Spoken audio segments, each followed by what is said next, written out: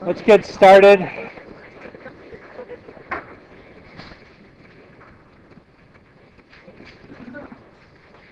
I know there must be a few questions. Yes, Sarah. Can we start with 33? You bet.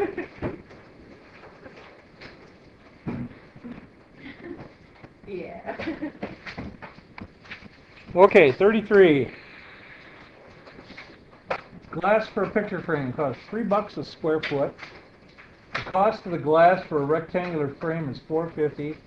Frame is 1.5 times as long as what? Okay, so first thing I had to do is set up a picture frame that was 1.5 times as long as it is wide. So here's my picture for that. Width W, length 1.5 or 3/2 times W. Okay.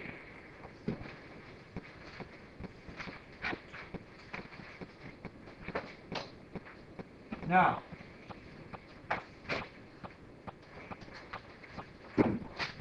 cost of glass for a rectangular frame is $4.50. And so,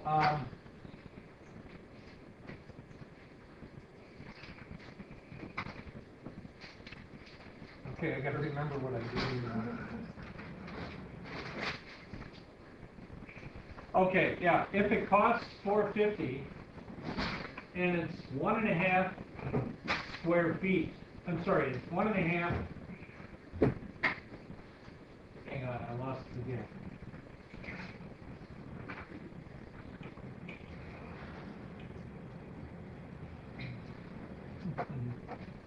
Okay, let me just get my head on straight here. Oh yeah, because it's $3 a square foot. There we go. If it's $3 a square foot and it costs $4.50, doesn't that tell us that it's 1.5 square feet? 3 divided into 450 is 1.5. So now I knew the area was 1.5 square feet. Okay? And what is the area of this picture? Length times width, W times 3/2 W. And I know the answer because of this. Well, this is 3/2 W squared. And then what I did is some algebra to solve for W. I multiplied both sides by 2/3 so I could get rid of this. That gave me W squared equals 1. Actually, there's two answers. What's the square root of 1? There's two of them, 1 and -1. But a width of -1 is not much of a picture frame. That was a snide, sarcastic remark. There is no such thing as a negative width. So we just basically threw that out. So W must equal 1 foot. And then the length must be 1.5 feet. So there's your dimensions, except they wanted them in inches. So it's 1 foot is 12 inches, and 1.5 feet is 18 inches. So I don't know if anybody needs more explanation. How did you get the 3/2? Okay, they said that picture frames cost $3 a square foot. Right. And we knew that the glass for this cost $4.50. So by dividing this by $3, we could see that this goes into here 1.5 times. Indirectly, they told us the area was 1.5 square feet. Okay, this is another way to write 1.5. Oh, okay, yeah. And so that's why I stuck That it as the makes answer sense over here. now. Okay, my bad.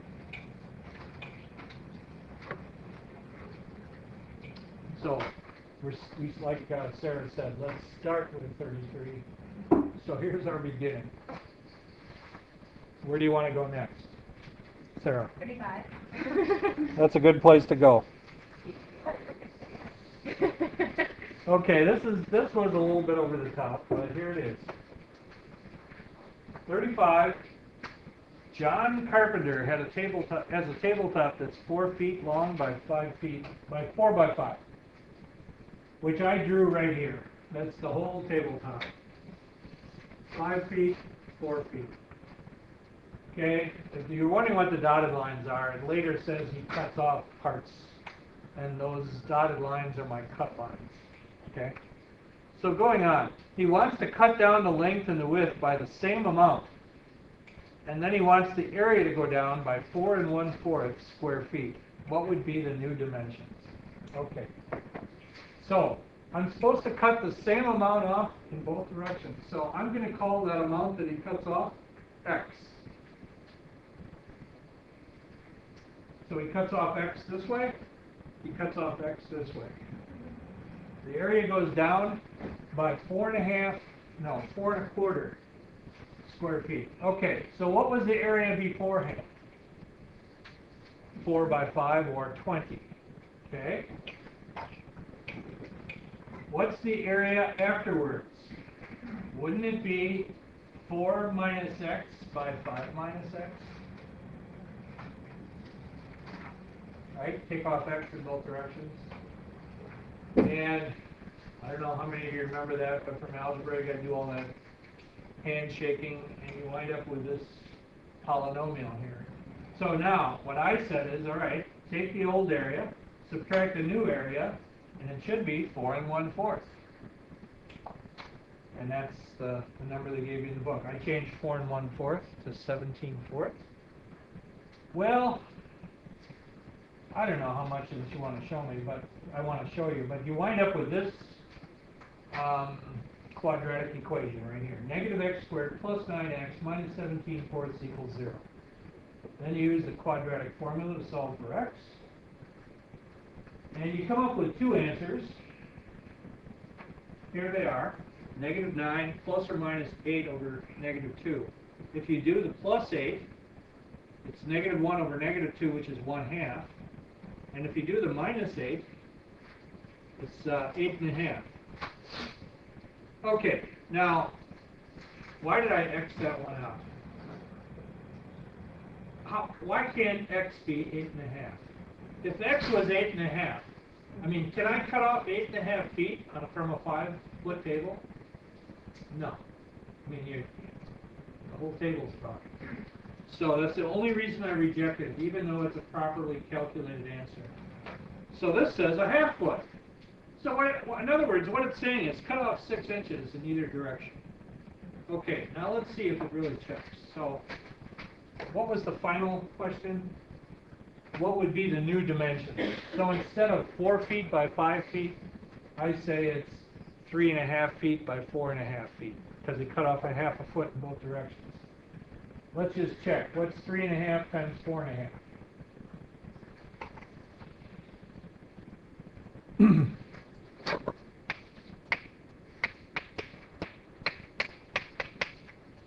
Well, let's change this to 7 halves times 9 halves,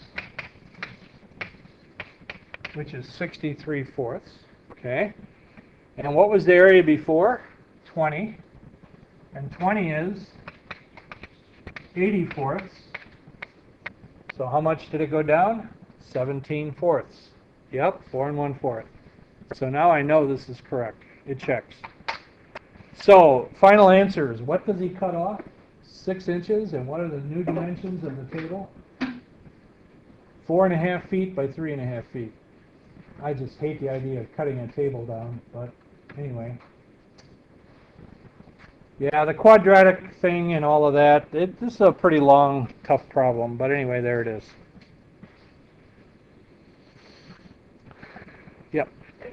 37. Yeah, this was also a very challenging, I would say maybe the equivalent of an extra credit problem. Okay, here we go, 37.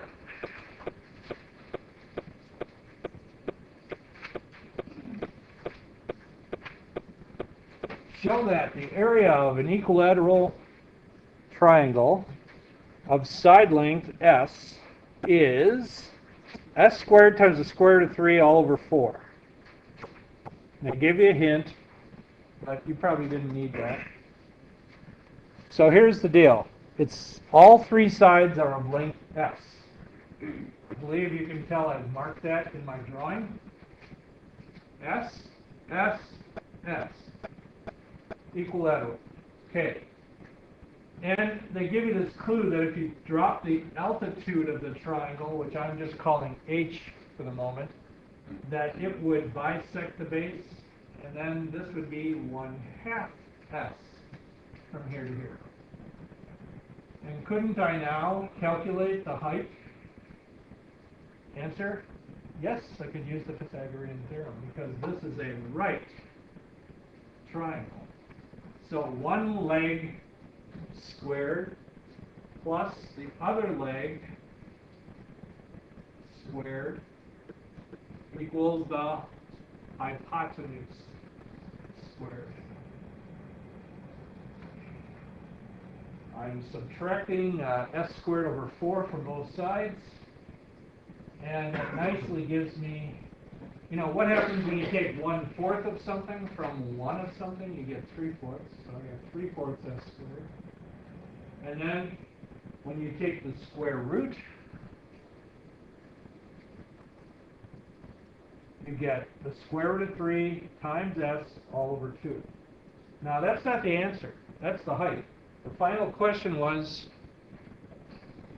to show that the area of the triangle is that number. Okay, so now how do you find the area of a triangle? Base times height divided by 2, yes. Where's 5/2? Oh, I'm sorry, that's s over 2. My s. That's okay. What I did is I took this right here, s over 2, and squared it. So anyway, how do you find the area of a triangle? Base times height divided by 2. I now have h. I can do it. Where's my base? That's s. There's my height. So base times height divided by 2. Okay? On top, what's s times s? S squared. And then when you divide by 2, isn't that the same as multiplying by 1/2? Yes. And then 2 times 2 is 4. Sure enough, there's the area. And that's what the book told us. That's what they wanted us to show. So we did it.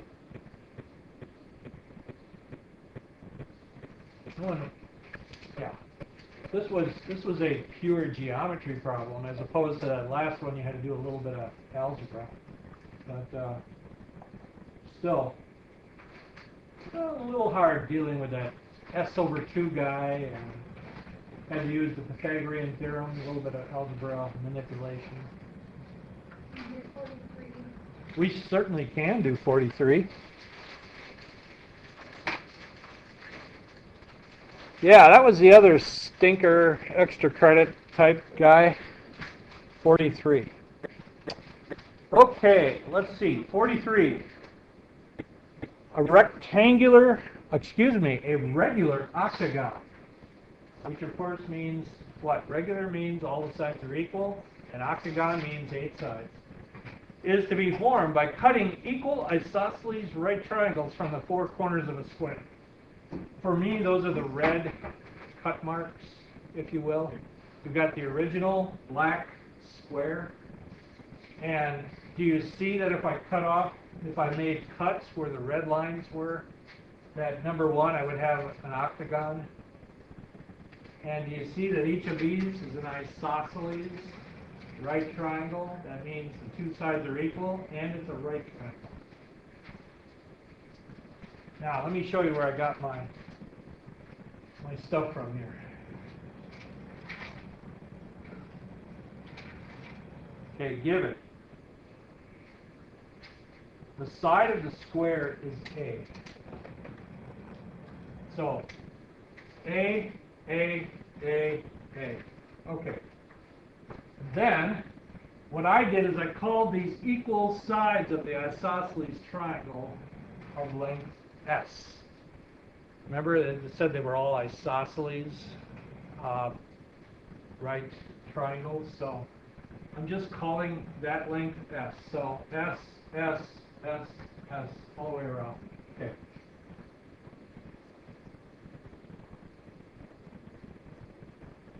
All right, now, here's where it gets a little tough. I calculated the length of this red cut line to be the square root of 2 over S. I use good old Pythagorean theorem. I know this leg, so I should be able to calculate the hypotenuse. And here it is. One leg squared plus the other leg of the isosceles right triangle s squared equals, and for the moment I just called it h squared. Okay, well, what's s squared plus s squared? It's 2s squared. And then take the square root of both sides, and you get the length of that creature. And that's why I now move that from here to here. Okay, so that's got to be that's got to be the square root of 2 times s. Now, because that's a regular octagon, all 8 sides are equal. 1, 2, 3, 4, 5, 6, 7, 8. Then if this is if this is the square root of 2 times s, then doesn't this have to be 2? And so look at what I got here. S, square root of 2 times s. And if I add these up, they should equal a. And that's what I next did. So add up the sides of this left side here. S plus the square root of 2 times s. And that should equal the original dimension that they gave me of a. How you doing?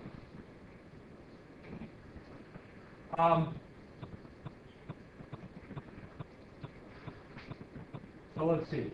S plus s is 2s, that's no problem. But what am I going to do with the square root of 2 times s? How am I going to handle that? Well, I've factored out an s, and that made it a little easier. If we take an s out of there, we have s times the quantity. Does everybody see this? You know, or can you see it this way? If I multiplied that out, wouldn't I get 2 times s plus the square root of 2 times s and be right back where I was? I needed to do this because I wanted to solve for s. So now finally I can divide by both sides by 2 plus the square root of 2. I just went over the limit, huh? I'm getting funny laughs. I had to divide both sides by that. And then to really top it off, look at, I didn't want, how does that equal this? Which is what the book told me to make it look like. I had to multiply top and bottom by the conjugate of the bottom, and that probably really did some of you in. But of course, if you multiply a fraction top and bottom by the same thing, isn't that always perfectly legal? It's like saying multiply by 1. And finally, ta-da. So that one, yeah, like I said, just extra credit. I'm glad we had you experience the problem, but it wouldn't have been a fair test question. Maybe with, like +3 or by it or something. That might be an extra credit question. And look, that's exactly what they told us to show. So, that was a stinker. Takes quite a bit of time. Takes a lot longer than I took because I had it all written out. Well, we better get moving. We got to do a little bit new here. Thanks for your questions.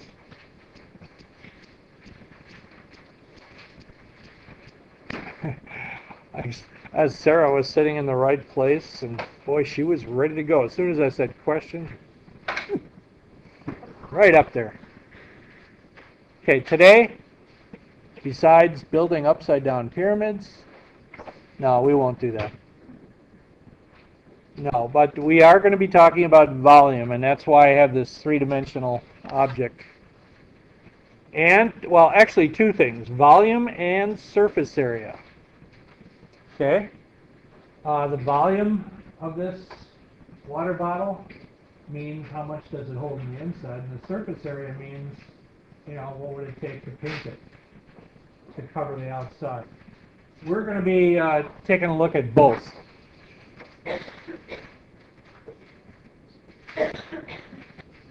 And I'm going to have a bunch of formulas for you today. Now, I should really cover part of this up yet.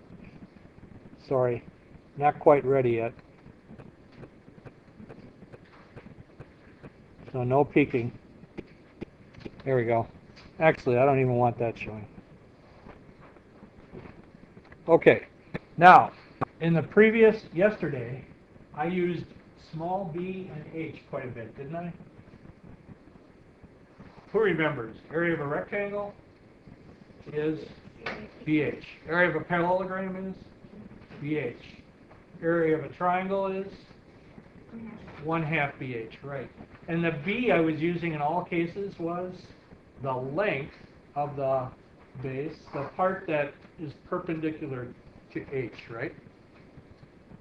Okay, today I'm going to be using a capital B, and that's going to stand for the area of the base. Please don't get those mixed up, okay? When I use a small b like yesterday, I want a length of a line, the base. But when I'm talking about capital B, I mean the area of the base. Like, for example, if I was going to work on this cup, the area of the base would be the area of the circle on the bottom. Not just some length, but the area of that base. Nice cup. Okay, so you're going to hear a lot of capital B's today. Here we go. The first one is the volume of a cone. I don't know why I have that first, but I do. Oh, I should make a comment first. I need everyone to take a peek in your books on page 556. Before we go any further, would you look at the chart in your books on page 556? Okay, now you'll notice there are 4 columns. First column name, second column figure, third column volume, fourth column surface area. Okay. I am not, first of all, I want you to know this. I'm going to have you use the surface area formulas, but I do not want you to memorize them. So I'm guaranteeing to you that if I give you a surface area problem on a test or exam, I will give you the formula. Do not memorize surface area formulas. Okay? You always like that when teachers say what not to do, right? You know, usually they're telling you all these things to do. Don't memorize those. I just don't think that's that important. I am going to have you memorize the volume formulas, but there aren't very many of them. I'm keeping them to a minimum. Now, here's the kicker on the surface area formulas. Don't throw them out of your head yet, because what I am going to require you to do is when I give you the formula, you have to know how to use it. So on the test, let's say I give you a question. I say, find the surface area, and I say, here's the formula. And somebody in class goes, could you tell me what this S is here? I won't be able to answer that. So in other words, you got to know what the letters stand for and how to make use of it. But I don't want you to memorize it. Does that make any sense? Volume formulas, you want to know. In fact, I'm going to put rectangles around them. So here's the first new one today. The volume of a cone. That is capital B times H over 3. Area of the base times the height divided by 3. And notice I've tried to picture this. What is a cone's base? It's that circular part. And how do you find the area of a circle? That's from the last lesson. That's pi r squared, right? So guess what? I'm still assuming you know how to do that.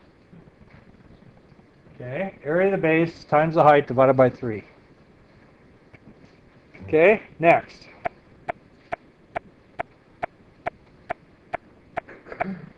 The cube, or actually any rectangular prism.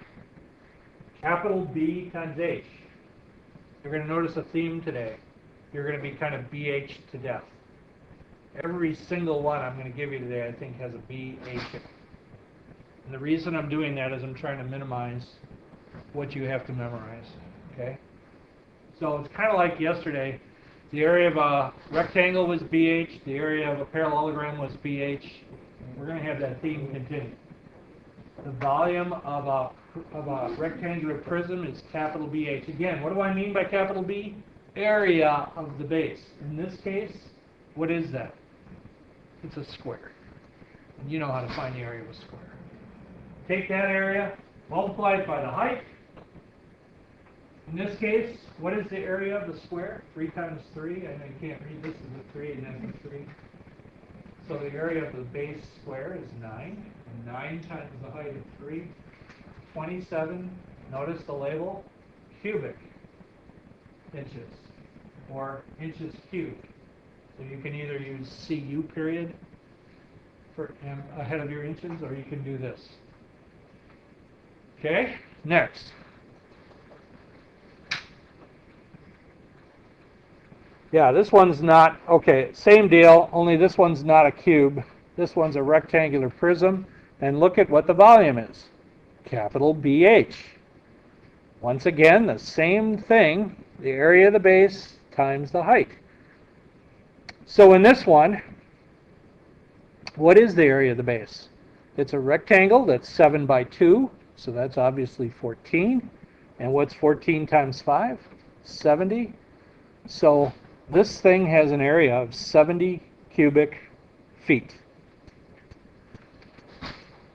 Next, cylinder. Guess what? Capital BH. Have you noticed the theme?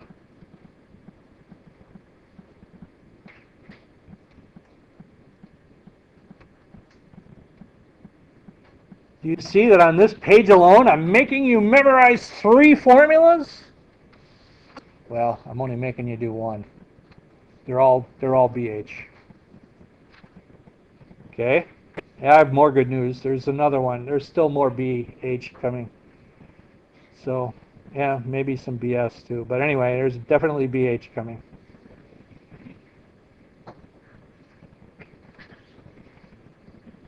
Yeah, I actually said that. Sorry. Okay?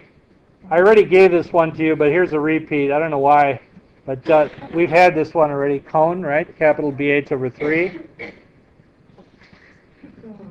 Now here's a new one. Pyramid. And notice it's exactly the same as the cone. Capital B times H over 3. You know, here's an easy way to remember it. Anything that comes to a point, like a cone or a pyramid, has always got that 1/3, that divided by 3 thing in there. Instead of going straight up on the sides, it comes up to a point. You're going to have 1/3 the volume.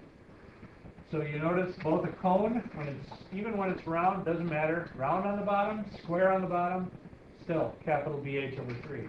Now, in this one, what's capital B? It's a circle. In this one, what's capital B? It's a square. As long as you realize that those are different, when you find capital B, the rest of it's the same. Okay, I think I have one more for you. And there it is.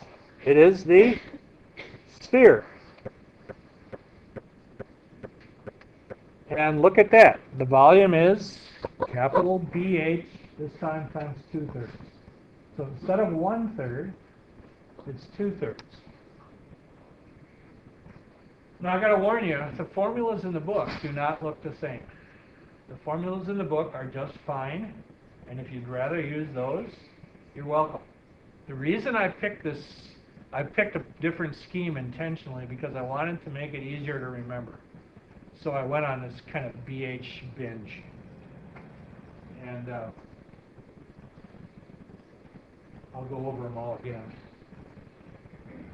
Now, I got to talk about this one a little bit. What in the world is capital B when you don't have a bottom? I mean, a sphere really doesn't have a base. Well, what we mean by the base in the sphere is the great circle, meaning if you sliced it right through the center, you would get the biggest circular slice. That's the area of that is capital B. So there's that one special thing I have to tell you there. What in the world is the base in a sphere? It's the area of the great circle that slices right through at the fattest part of the sphere. And I've tried to sketch it for you there. And since you guys already know the area formula for a circle, that should be no huge deal. What is the area for a circle? We went through it last time. One more time. Pi times radius squared. Yep. Okay. So let me just go through these again. Cone, BH over 3. Cube, BH. Rectangular prism, BH. Cylinder, BH. Pyramid, BH over 3. Sphere, 2/3 BH. Once again, capital B, very important, stands for the area of the base. Okay, so do you see how what I did is I took in your book that chart on page 556 and I took this third column and I greatly simplified it. Okay? Top one, instead of A cubed, it's BH. Next one down, instead of LWH, it's BH. Next one down, instead of pi r squared h, it's BH. Next one, instead of 1/3 pi r squared h, it's 1/3 BH. And the last one, instead of 4/3 pi r cubed, it is 2/3 BH. Okay? If B and H bother you together, well then, I probably have made you quite ill by now. Certainly hope that's not the case. So let's look. Basically, this is the task. Let's see what the assignment looks like. Oh, yeah. First of all, just pause on page 558. Top left corner. You notice they have a rather unique shaped object there. Hey, does anybody know what they call that shape? I'll give you a hint. They had a bunch of them in ancient Egypt.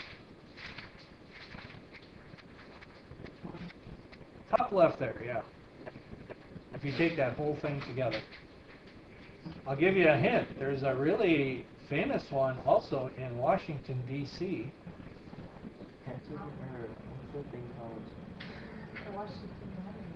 Yeah, it's the Washington Monument. Now, what's the mathematical name for the Washington Monument? An obelisk. Thank you.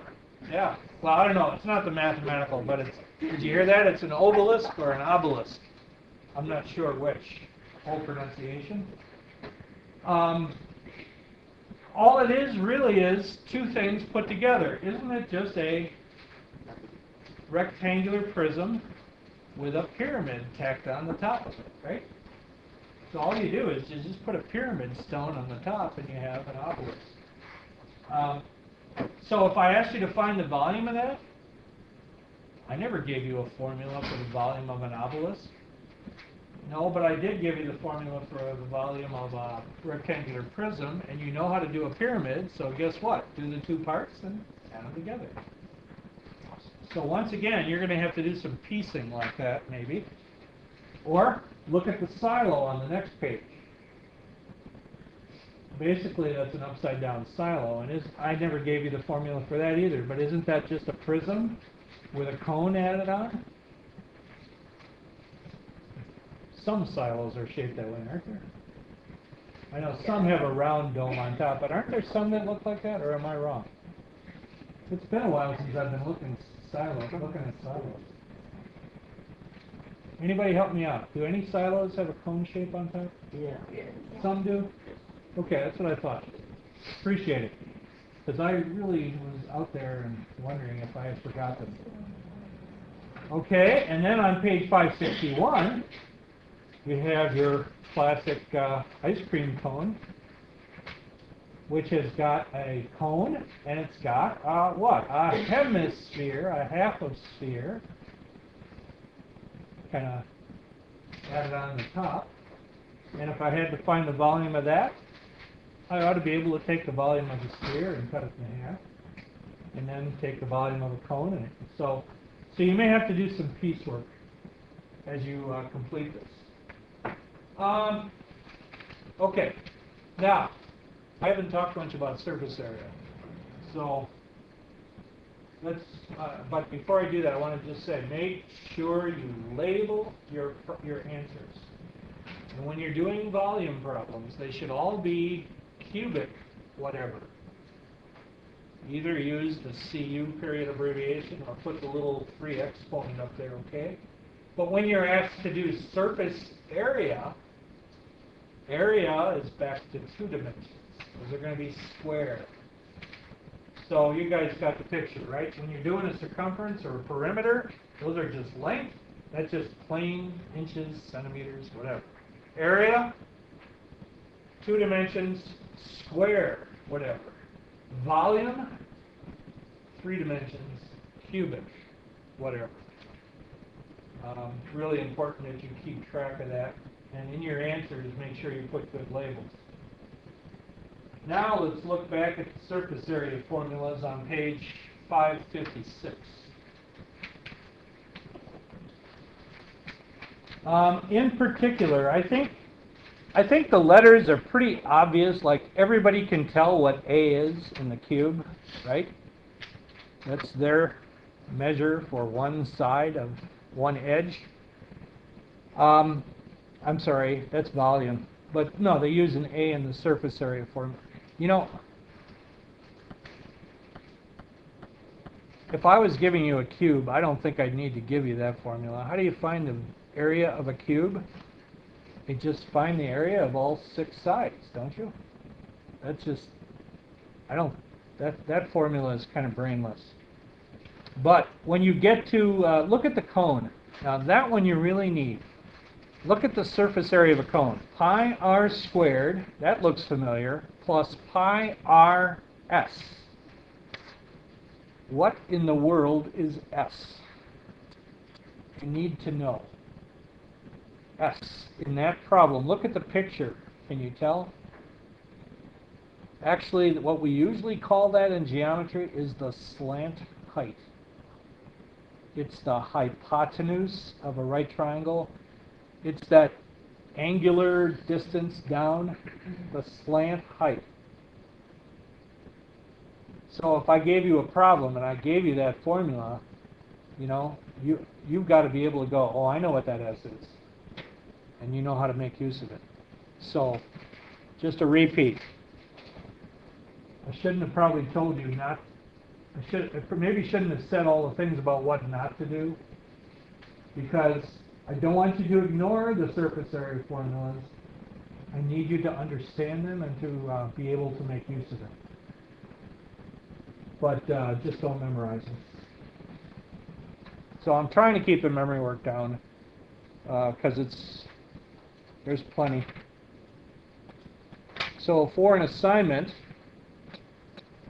I want to make sure, check on the web here.